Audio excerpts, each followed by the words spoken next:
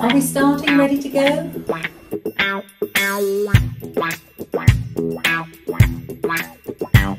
We're talking, are we rolling? Are we rolling? We're rolling. Oh, what now? Oh, okay, sorry. Are we on?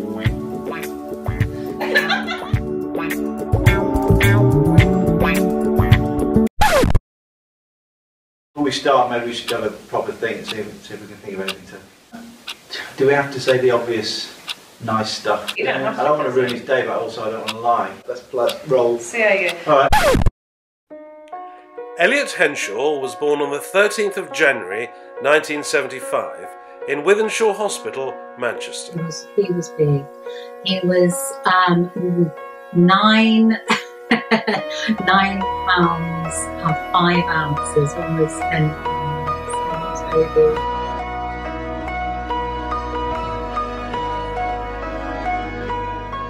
And they did used to wheel him out of the nursery because it had to be in 14 days because he was the noisiest, hungriest baby they'd ever had. So they'd wheel him out because he woke up all the other babies up.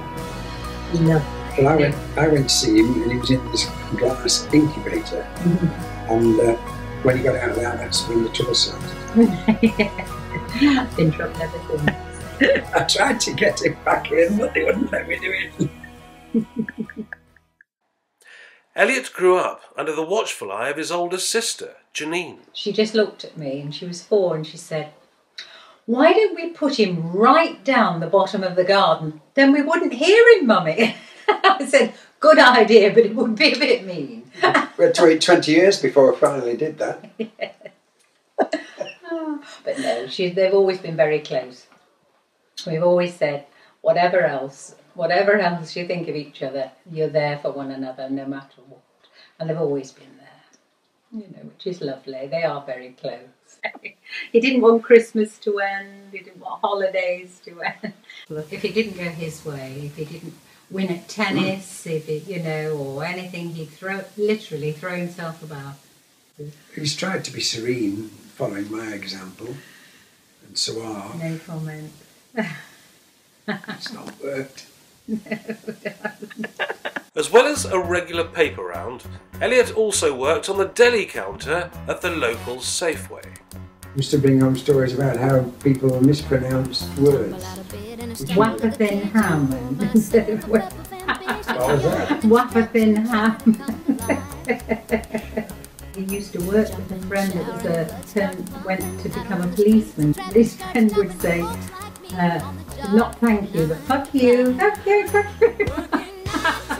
And of course they would set off giggling. It doesn't matter, Elliott will tell them. I used to think that was hilarious.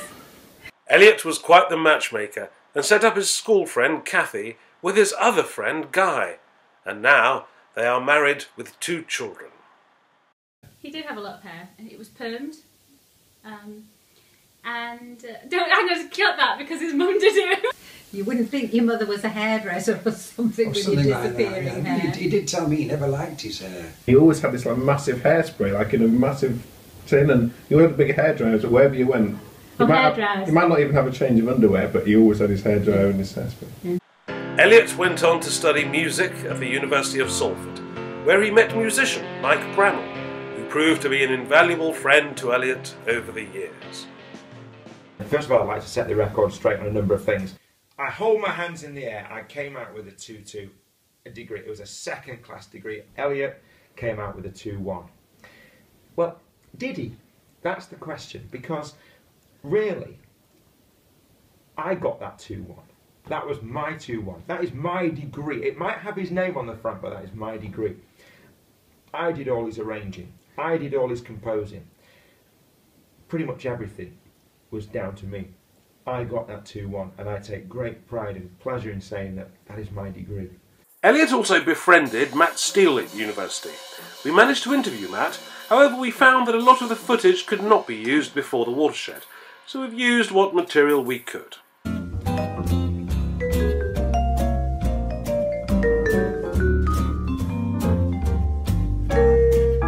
years, Elliott won many prestigious awards and was twice named the BBC Big Band Drummer of the Year.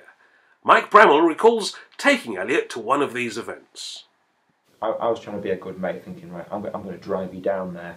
And I drove him down all the way to London so he could have a bit of a sleep in the car, prepare himself for the gig.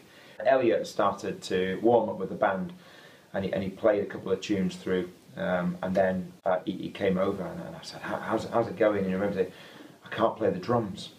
And I was like, what do you mean you can't play the drums? Of course you can play the drums. You're BBC Big Band Drummer of the Year, or whatever they call you.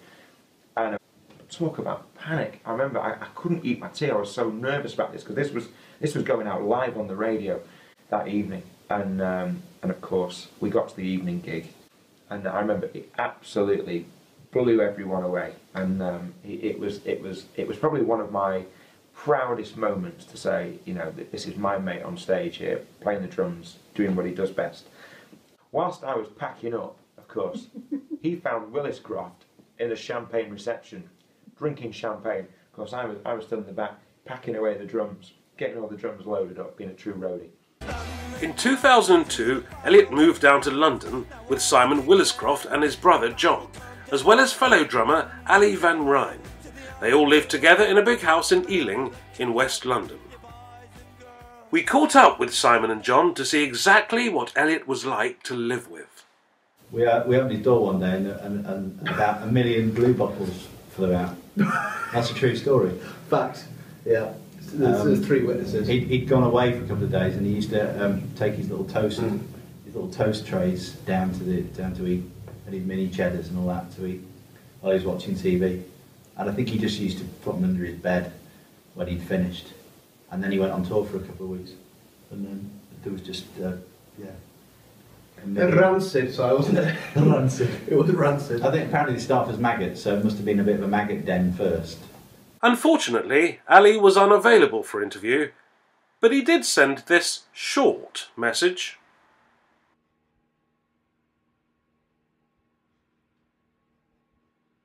Elliott's career went from strength to strength. We caught up with friend and colleague Richard Hammond. We asked him what he thought of Elliott's playing. I like that thing he does when he plays swing and he goes, it sort of does that face. I like that. I like that little riff that he sometimes puts in and goes fring fring fring fring fring fring fring fring fring. I like that one.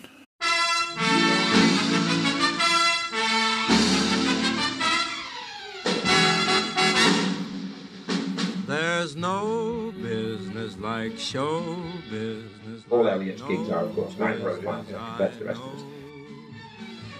Everything about it is appealing. Everything that traffic will allow. Nowhere could you get that happy feeling when you are stealing that extra bow. There's no people like show. Elliott has been very fortunate to have such a successful and varied career, although it's not all been down to luck. But you also have to have that bit of magic, and you need a lot of determination. I wouldn't have been able to do it. And really, I think what's brought him through more than anything else is his determination. He was going to be a drummer. In 2012, Elliott and his good friend Toby put together a very ambitious concert in memory of drum legend Buddy Rich. They even managed to get John Thompson of Fast Show fame to compare the evening, and he had a few thoughts on Elliott's playing. Great. Nice. Superb.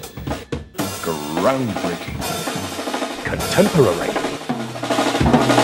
Shite.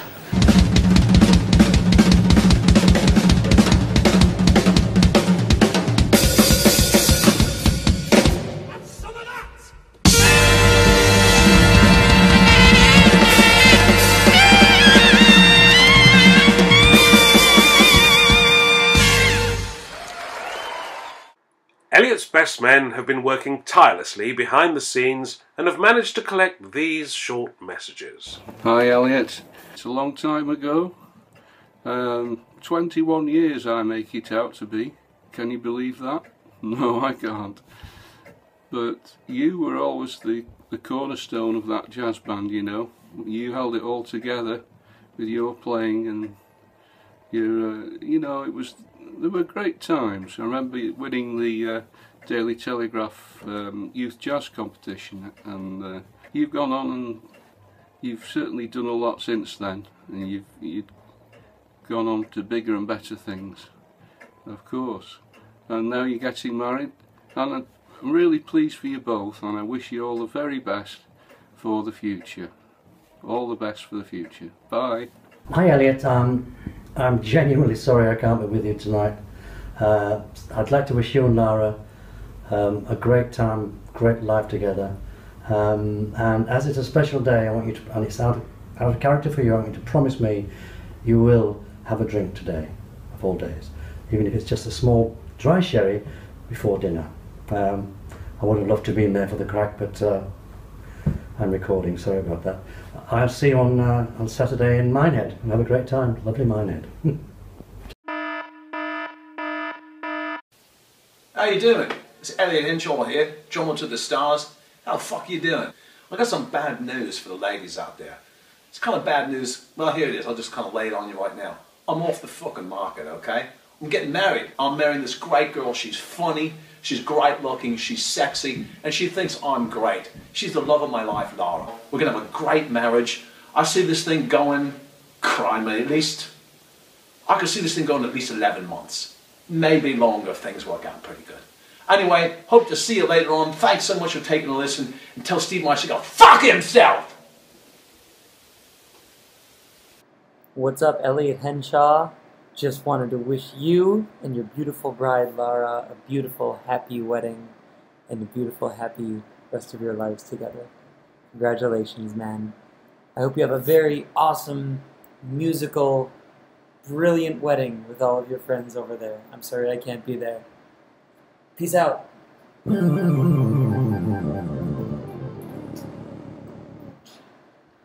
Elliott and Lara, John Robinson here from Stateside. I want to wish you guys the happiest of days of your collective lives, and know that from this point forward, you guys are one. And I just want to wish the best for you guys. And Elliott, this is going to obviously help your rudiments and all your other rudiments after hours. I wish you guys the best. I wish you could be there. And since I have nothing to drink, I am going to say, all night long, all night long, all night long, all night long. Elliott and Lara, love you guys. All the best for your lives. Mwah. Hi Elliott, Lara. Sorry, this is Henshaw.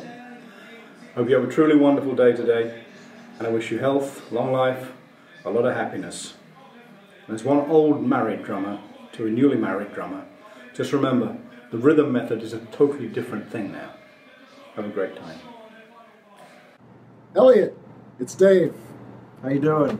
Just want to wish you and Lara a great, great wedding. Have a great time. Have a great life. Lots of love, lots of happiness, and see you soon. All right? Have a good one.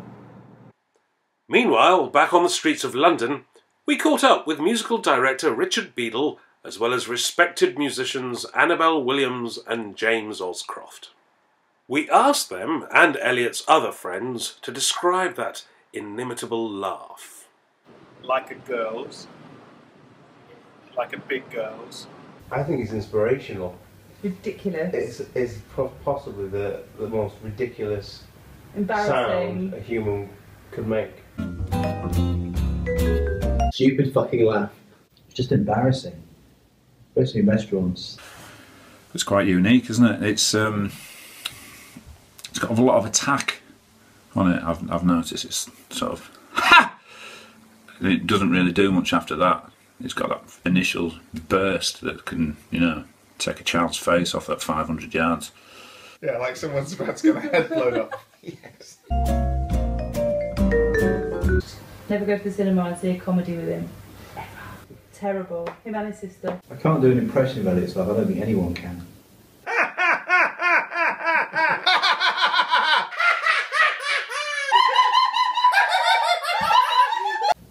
Yeah, whilst I can't do any of stuff, I can hear it, and I think it will in a way stay with me in my head for the rest of my life. I say stay with me, I think it will haunt me for the rest of my life. Scares the life out of me. If I close my eyes, I can hear his laugh. It's frightening. It's frightening.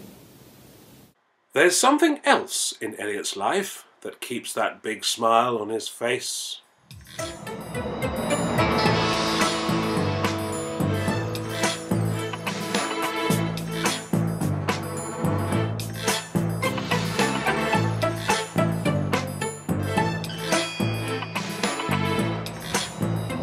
I learned pretty soon on, with Elliott with food, in particular Elliott's chocolate cake, which his mum used to bake for him and send down. Never, ever eat any, not even a slice, a slither, nor a crumb of Elliott's chocolate cake. In fact, don't even joke about eating Elliott's chocolate cake. He did come at me with a knife once when I did try to. I thought someone was going to die that day. Yeah, I thought he was kidding, but he wasn't.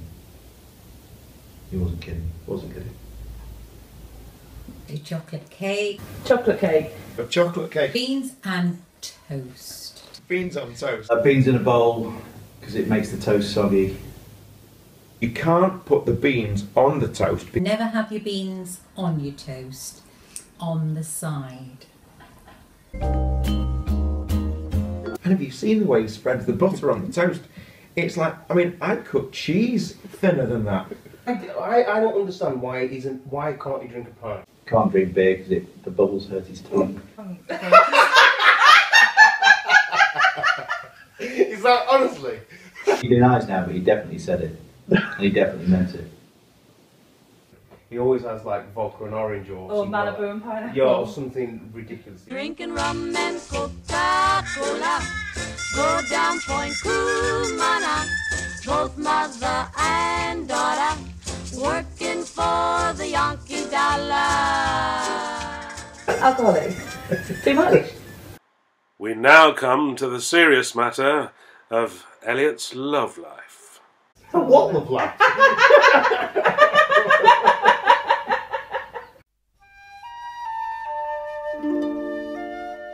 When he fell for anybody, it was very, very bad. It was a big thing. It was. No, it was. He'd either been dumped or something like this. It wasn't going well. The ones he liked didn't reciprocate, and the other way around, you know. The ones that liked him, he wasn't too keen. He tried to play the tough man drummer, got his bongos out, revealed his sex face in public, tried desperately to express himself through the medium of dance in front of anyone who would watch.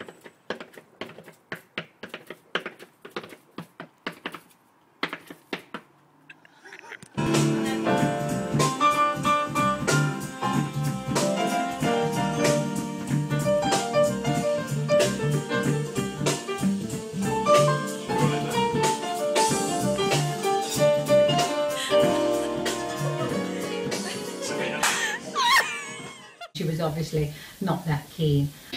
He tried everything to change his image.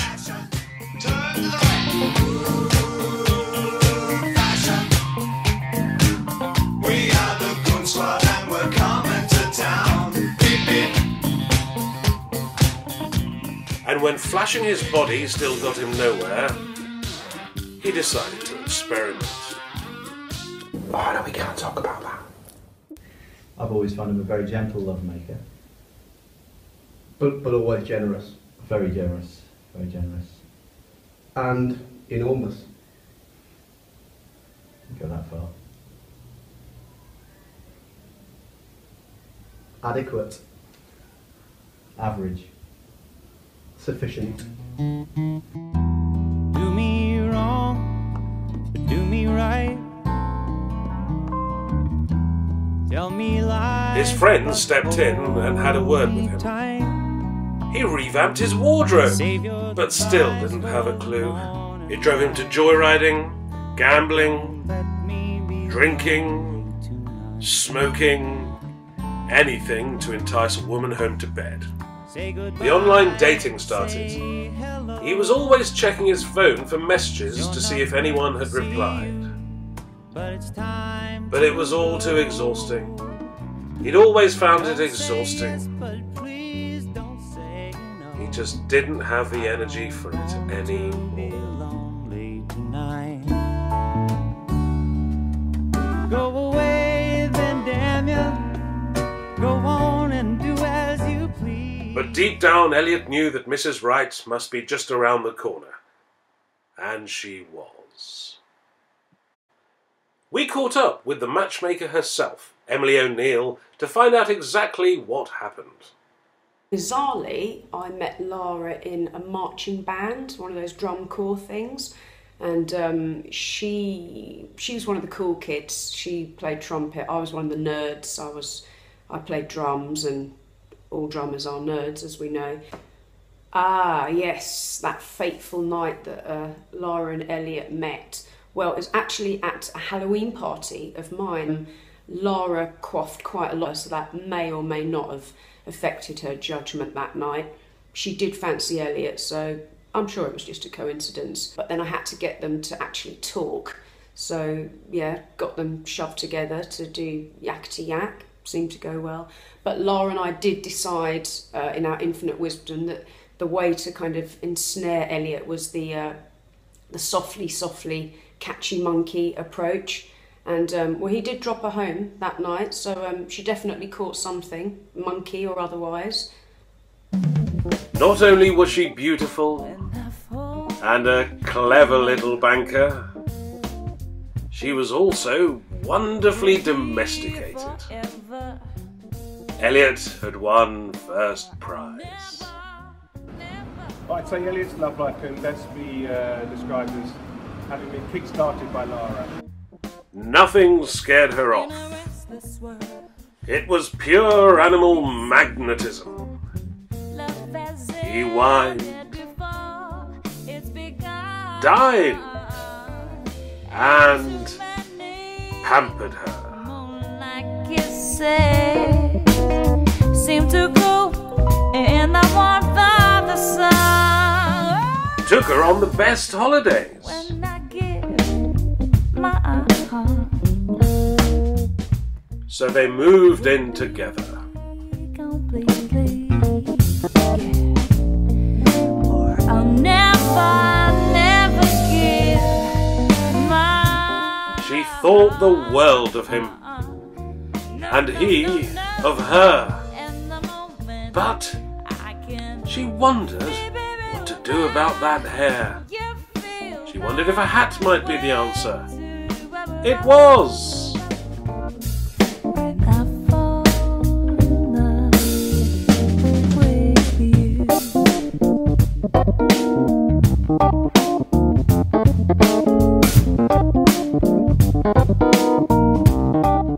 They are the perfect couple. They are the perfect family.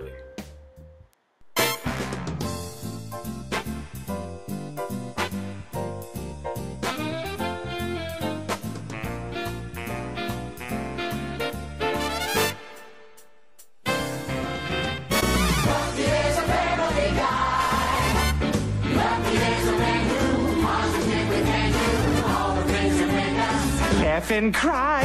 He's our family guy. Then along came Dave. Cute, It's oh so still. adorable Dave. It seemed like a good idea at the time.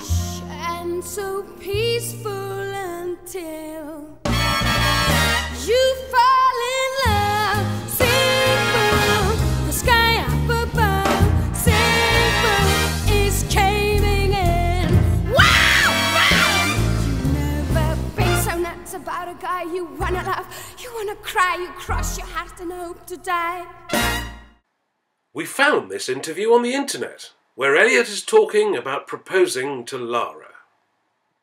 I never believed it'd get this far. You know, I remember pretty much a year to the day lying in bed thinking, maybe we should do something. How am I gonna do this?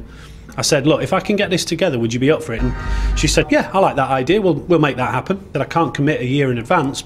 See what you can do. I'm interested. And eventually, after a lot of persuasion from me that I wasn't just some idiot, she knew that I was serious, and she came to the table, and she's been amazing.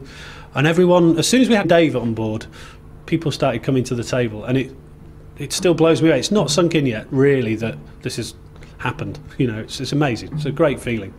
She did say yes to a very romantic proposal in Tuscany at the beautiful home of good friends Juliet and Peter. And so the wedding preparations began with arduous personal training.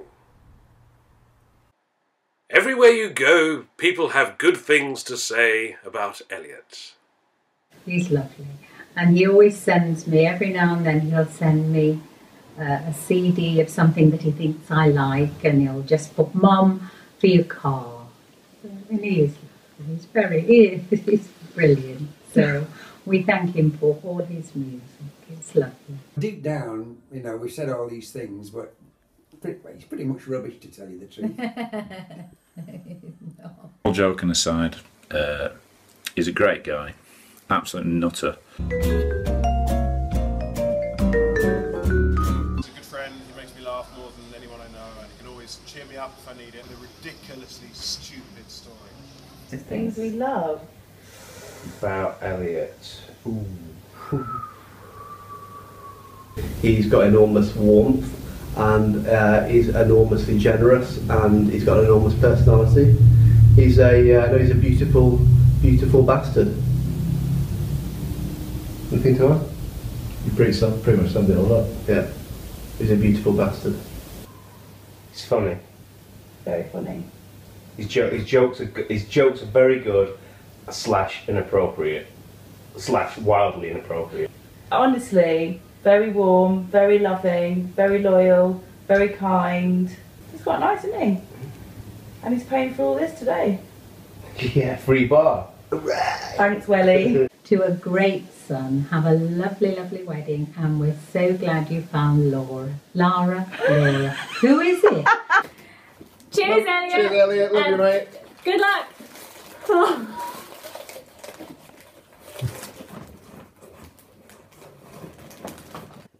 Cheers, Elliott. Have a wonderful day. You deserve it.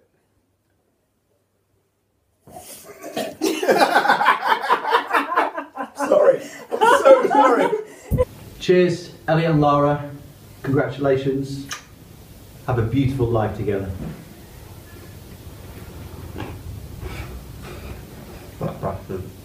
Cheers, mate. Have a wonderful day.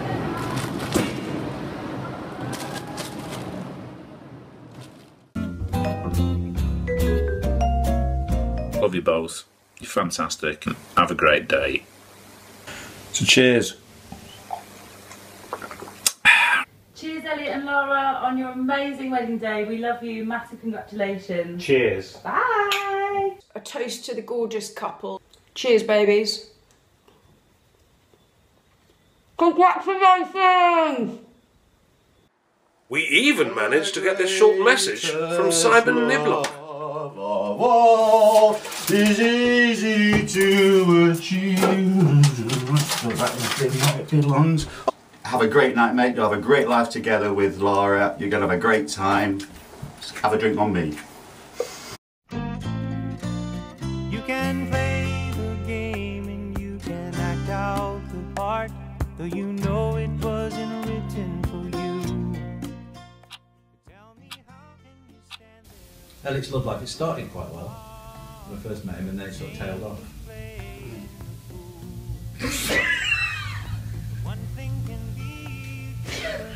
No, I'm kidding. It's funny, look at this though. Oh, Fiona, I can't do this. Don't think twice, just shower the people. Show them the way. Nothing in it. Nothing in it. I can't drink. Nothing in it. Find if you only will. can't stand her, I've got to say, but a free meal's a free meal, isn't it? And yeah, hopefully it's a free bar as well, and I hear there's some cheese, so you got to take it off with a smooth, haven't you? So all joking aside, is a jerky. Very good, I made that. This is why. The phone's ringing. Have you heard of Eric Delaney? No. There's no sense.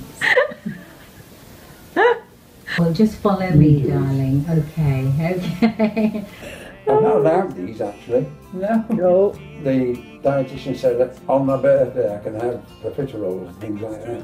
Yeah. Oh, I've got to admit, I'm a bit disappointed you didn't bring champagne. Better to shower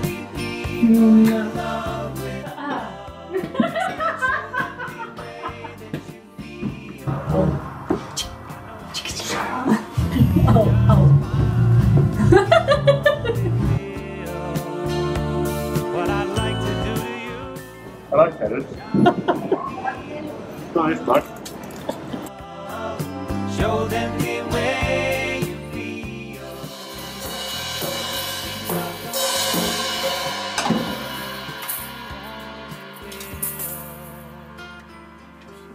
Have some of that. Oh, I'm so sorry. Did you just catch the fucking over?